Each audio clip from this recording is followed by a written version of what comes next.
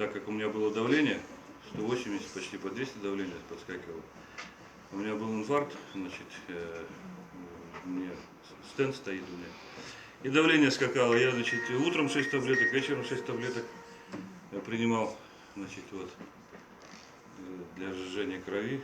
И начал принимать, потому что вот когда гипертоники принимают капсулу, значит, ее надо делить обязательно, потому что там присутствует кофеин в капсуле в этой. Он как бы повышает тонус там, это все. И вот нужно с осторожностью, потихоньку. Значит. Ну, где-то вот я принимал, ну, может, где-то дня 3, потом перешел на половинку, чувствую, что нормально.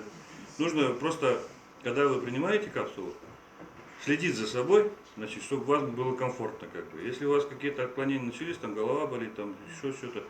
Но это бывает, что как бы обострение, да, вот этого всего. У нас же лечение проходит через обострение, и начинается вот этот процесс оздоровления, как бы клетка начинает оздоравливаться, так как у нас в этой капсуле содержится очень много натуральных, значит, там травы, грибы, там вытяжки, значит, из фруктов, овощей, там морковка, редиска, там все, в общем, там много.